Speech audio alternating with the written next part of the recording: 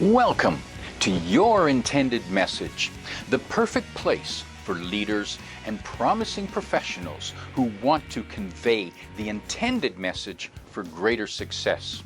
Every week we interview experts who can help you communicate more effectively, whether that's one-to-one, one-to-few, or one-to-many. And perhaps the most important conversation, one-to-self. I'm your host, George Torok. Welcome to Your Intended Message. My guest today is Brandy Whalen. Here's 3 facts that I think you should know about Brandy. 1, she is a mother to 3 boys, 3 healthy boys. And 2, she's a big fan of morning journaling and meditation. What a great way to start the day. And 3, she's passionate about facilitating meaningful conversation. We should have a delightful conversation today. Brandy, welcome to Your Intended Message. George, thank you so much for having me on the show. I'm really excited to chat with you. Delighted to be talking with you, especially because you are co-founder of the podcast booking agency called Kitcaster. And for people who are unfamiliar with podcasting agency, simply you book guests on podcasts. Yes, that simply. So when our clients want to be on podcasts to get their message out into the world, we play the conduit between our client and then the podcast we think would be a good fit for their particular message. Why? Well, who would want to be on a podcast as a guest and why? Well, I think that anyone and everybody should be on a podcast. I tell our clients that everyone has a story to share with the world. It's just sometimes people have a little bit more of a hard time finding their story. But for us, our clients are typically C-level executives. So they are CEOs, CFOs, head of human resource, CTOs. They're looking to get in front of audiences to really showcase their expertise in whatever area they tend to land. The C-level people who want to appear on podcasts or do appear in podcasts, are they delivering a corporate message or is it more of a personal message? Yeah, that is a really good question, George. And I love the name of your podcast, Your Intended Message, because I feel like that is what I preach every single day. And really what I tell our clients is that there is not a single podcast out there that I think would want to have you on as a guest so you can pitch your product or service. That would be a terrible listen. So, for us, what we tell our clients is that podcasts provide this unique opportunity for potential customers, employees to really get a good look at who it is that's behind the curtain of whatever company you're out there representing. And maybe always bring in your personal story, but then weave in your professional journey as well. It doesn't have to be a sales pitch. You don't have to run through your corporate talking points. Those will come naturally if you do it right and you're weaving the conversation together in a more organic way. I'm wondering, with all the terrible fake news out on social media, is the podcasting, is that maybe an answer to the abuse of social media?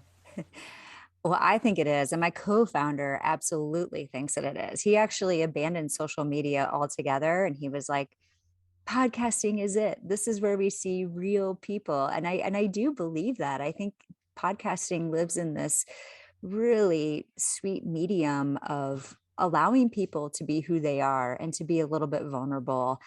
And I think in the world of social media, we just get to see what people want us to see, right? All of the vacations and all of the good things that are happening. And I think the long form use of a podcast is that you get to hear, hey, listen, I've fallen on my face many times before I got to this place. And that's what we want to hear. And that's what we connect with as human beings. Falling on my face. Yeah, I've done that a lot. We all have. We all have. And there's something charming about that. I think there absolutely is. Yeah. I think that being able to pull yourself back up after failure, repeat failures is something really, I think that that is really what we strive for. And I think those are the stories throughout history that we look for in all of everything that we read and who we aspire to be. It's that. I suppose that if we want to get to know someone better, whether it's a business colleague or whether it's someone we work for, the company work for, a supplier, a client, then probably the best way to do that is probably sit down and have a coffee conversation or chat over a meal even. And and I'm guessing that podcasting allows more people to come to the coffee. It sure does. Yeah.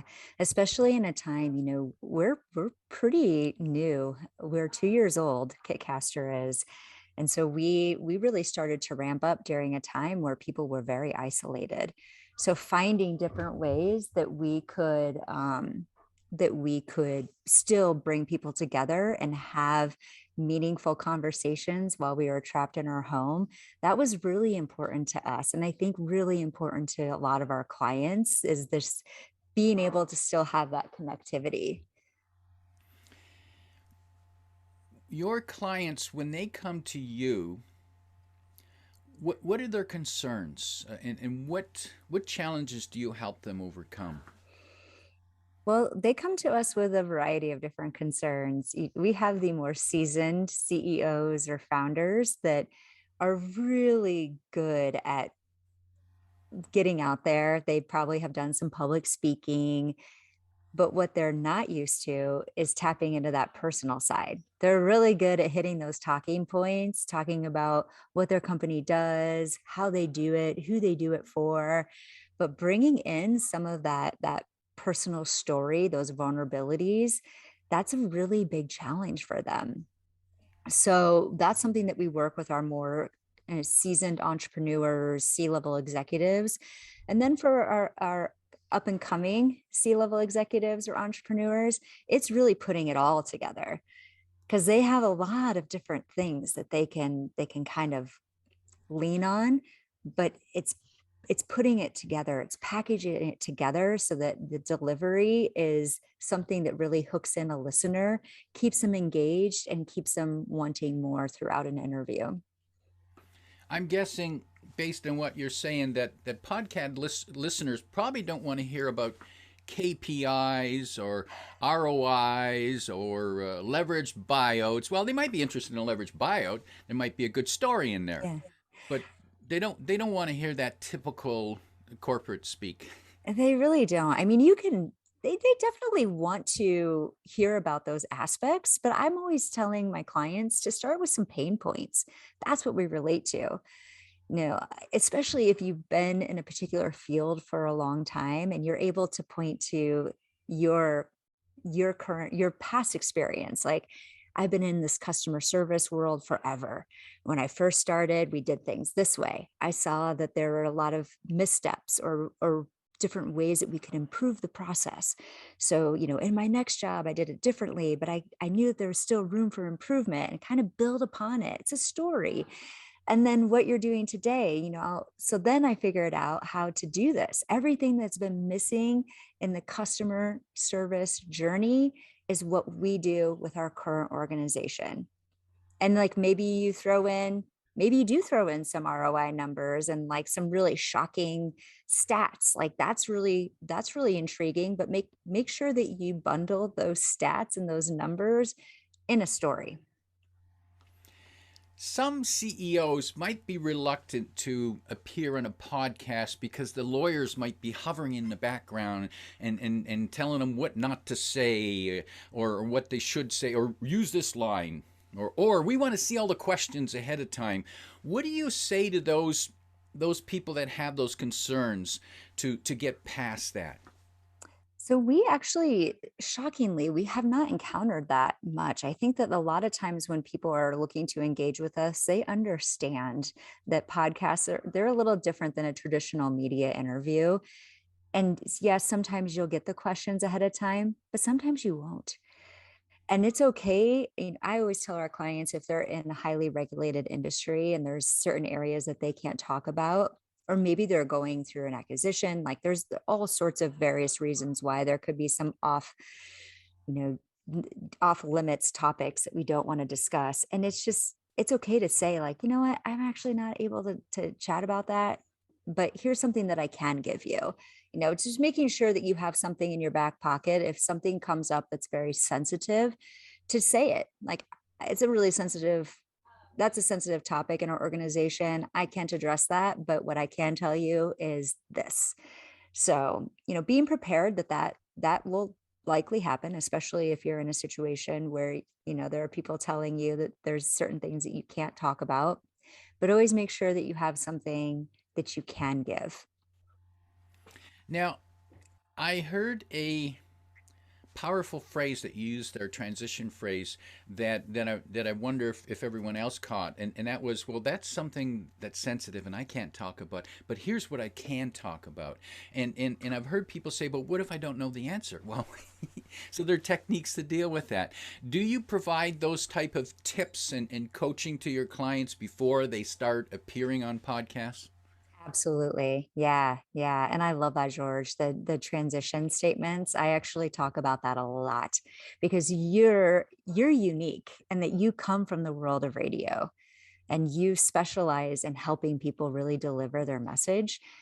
Not every podcast host comes from the world of radio and or journalism or any part of being a good interviewer. So, a lot of times it's just a byproduct of what they're doing day in and day out. And maybe they're trying to promote their service, their brand. So that is actually a big thing that I talk to clients about is that you have to be respectful. The podcast host is managing the conversation, but sometimes it's okay to kind of help them out. And that could require you to jump in or maybe kind of help bring them back to a conversation that it seemed to be going really well, but then all of a sudden it veered off a different direction.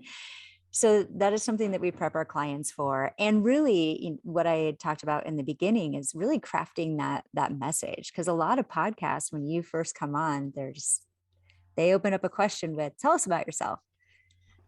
That's a really tough question for a lot of people. It's like, how far back do you want me to go? Childhood, college, career? I don't know where to go with this. So, really kind of developing that message where you get to kind of tie everything together that to come out of the gate strong. And it's funny you mentioned that. Yeah, that opening question. Tell us about yourself. Is a tough question for anyone, whether they're being interviewed on a podcast or if they're being interviewed for a job. I always thought that was a silly and a lazy question. However, it also can be a brilliant question because the person answering the question needs to be ready for that question and they need to translate the question. And here's advice I gave to someone recently when they wanted help for answering questions. Well, what if they ask, what if I don't understand the question? What if I don't like, well, just translate the question. Translate it into one that you want to answer. So if you're asking me about, well, then here's, and just move from there. And it's funny that you mentioned, yeah, when I started my radio show, I made a list of questions ahead of time, and I read the first question, didn't listen to the answer, read the second question, didn't listen to the answer, and I was terrible.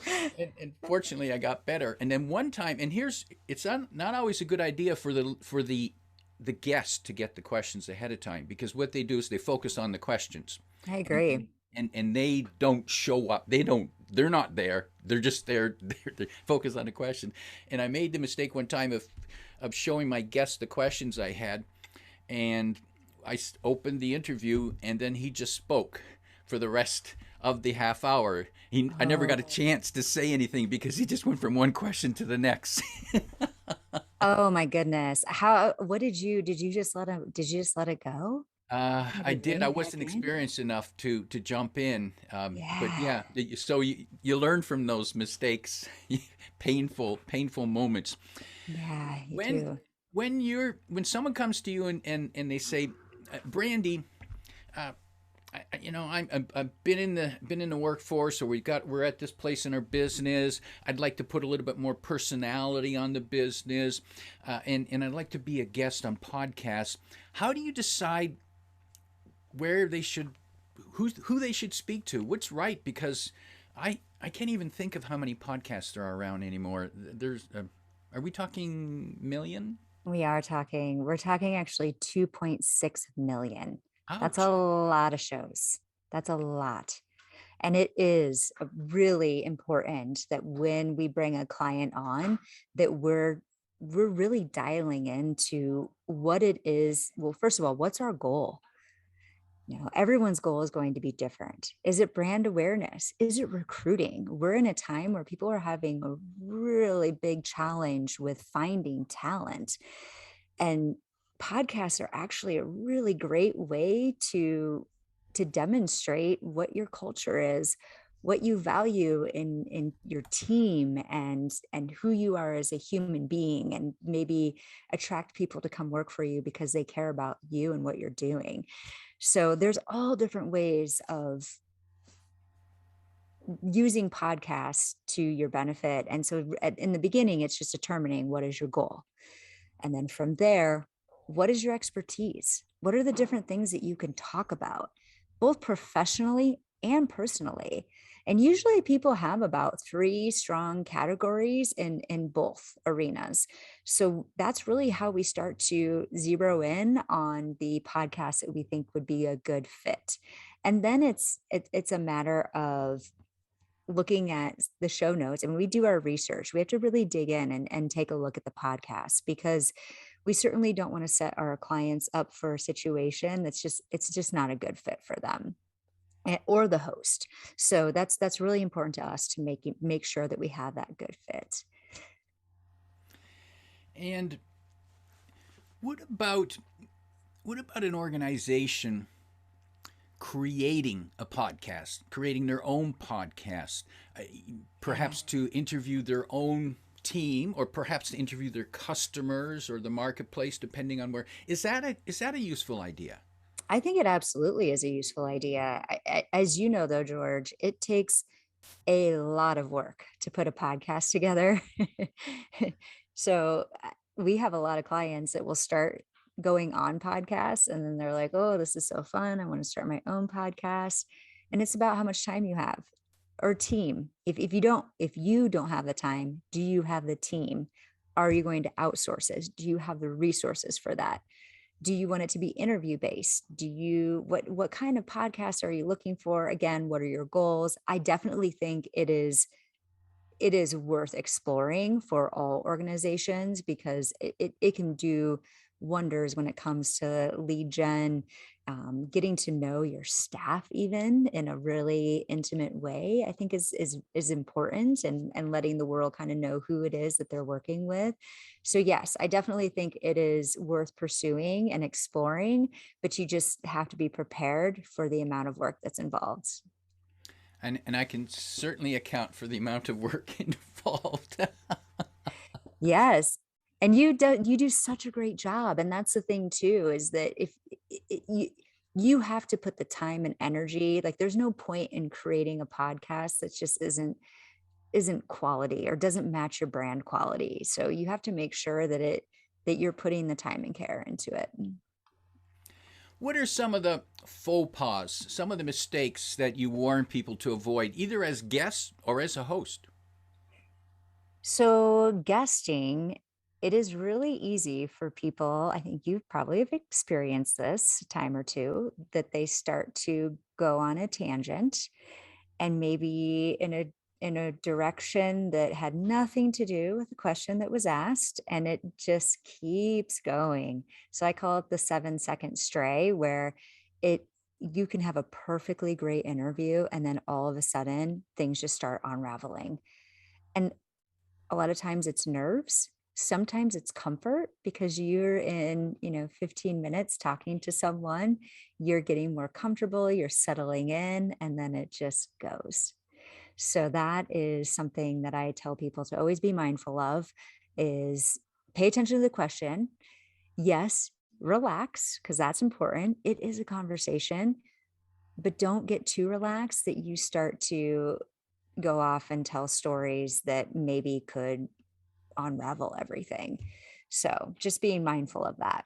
And for hosts, I think sometimes hosts get excited and they will maybe package 5 questions into one question. And it happens all the time. And just to kind of slow down, make a note. If you have 5 questions, ask one and then make a note, whatever you need to do on the side to make sure that you address the things that you still want to cover. Just make a note of it. You'll get to it. Good advice. And reminder to everyone out there, it's a human to human conversation, and it doesn't have to be perfect. And there are times when minds will wander for whatever reason, an idea just came to them, and they've gone off on that track. And it's okay to say, you know what? Could you ask that question again? I'm not sure I caught it all. And that's okay, perfectly okay. Yeah. Do you have any other, like when you're working with your clients or podcast guests that come on, is there any other strategies? Because that is actually something that we encounter a lot, for kind of when your mind strays and you start off on a tangent. And it's to be in the moment, and it could be, say, you know, I was thinking about that last idea, and I didn't hear the question. So let me first of all, let me see if I can tack on something to that last idea. But and tell me the next question again, please. So just go there. Say, I like what you said, made me think, and I was still thinking about that while you were asking, and I missed the question. Please come back. And from a guest point of view, it's okay. The host is going to mess up once in a while. Sometimes they Yeah. lose their point, or they word a question poorly. Uh, and that's just because they haven't thought it through yet. And it's okay to say, and here's a phrase I recommend to when you're a guest. If you don't like the question, or it's confused or complicated, you can respond with, well, the relevant question is, and you pose the question and you answer it. And the host, in most cases, will appreciate that you bailed them out and that you Mhm. you steered it. Doesn't the host isn't an interrogator. They're not there saying, answer the question. No, they want to have a conversation that people will get something useful to. And if you didn't answer it exactly the way they set it up because they set it up poorly, that's okay. Yeah. Yeah, I agree. And I tell my clients that all the time, is the hosts aren't looking for to catch you. It's not a gotcha moment. They're just looking to have an engaging conversation. So anytime that you can help each other out, I think it's really important. And calling it out, again, back to vulnerabilities. We all make mistakes. I love that, George. Just like, hey, yeah, I was thinking about something else because I got really excited about the thing that we were talking about earlier. Give that question to me again. Yeah, and it could be something, that question. I haven't been asked that question before, and you got me thinking about something I want to get working on. And where were we? Because I want to get working on that idea, and that's okay to show that spontaneity. And in fact, that makes it more memorable and more enjoyable for the listeners.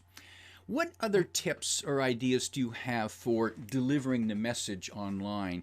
And in particular, and it's just a two-part question. Mhm. Um, in particular, how to prepare for the interview. Yeah, well, that is dependent on the person. And I have come to realize that with working with various clients. There are some that I had just not to write down your answers, but just have some thoughts, right? Like this is, the podcast you're going on. First of all, have a listen to the podcast before you go on it.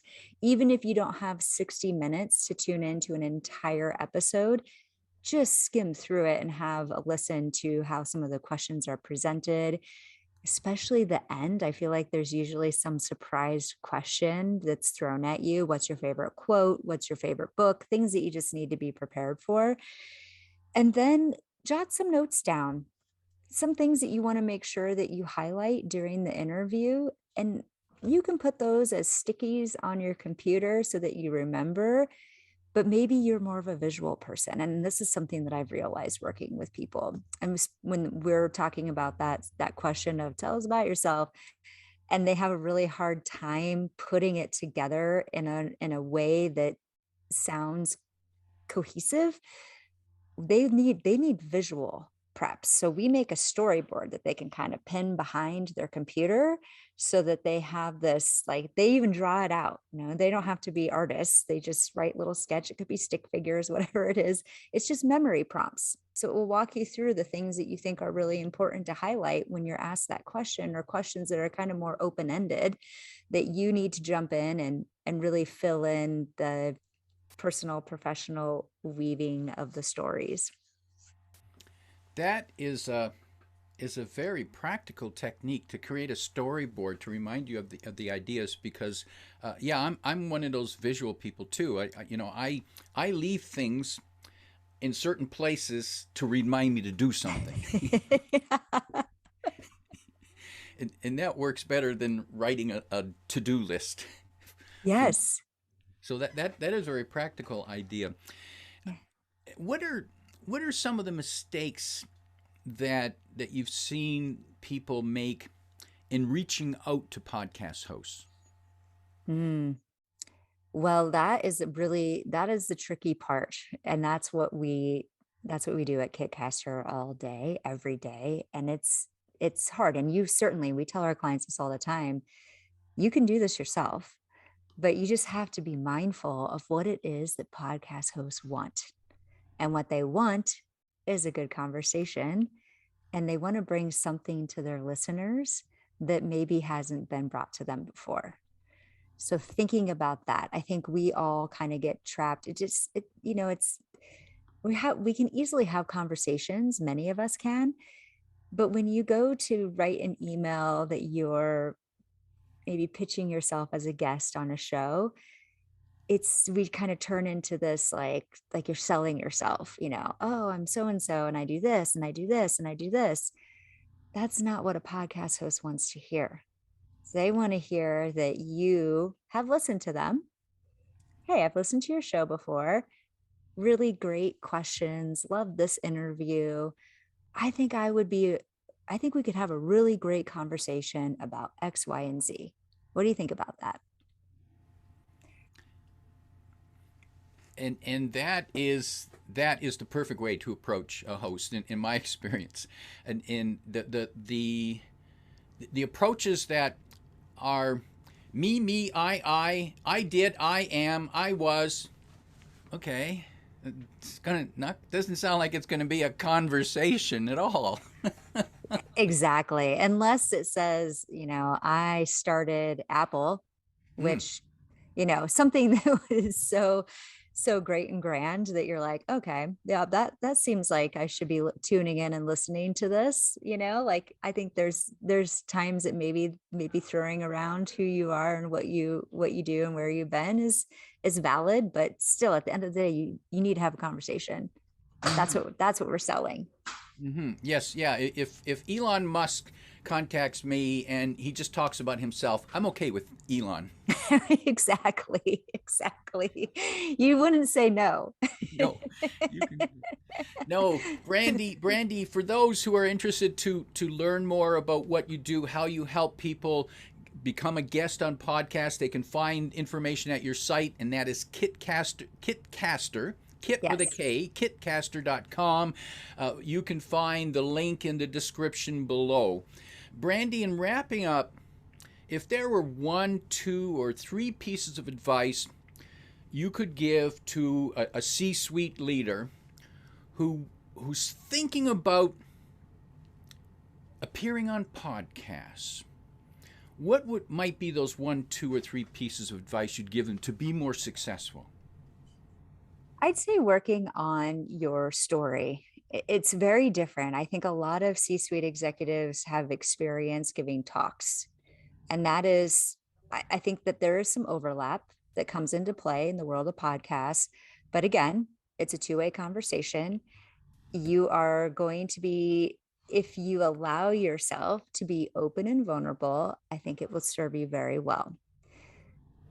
But being able to kind of bring together like what you've done in your past via a story, wrap it into what you're doing today and what your vision is for the future, I think is a really powerful way to come and approach podcasting, the world of podcasting, but using, again, stories, whether it be maybe stories about your clients, stories about you, stories about your staff.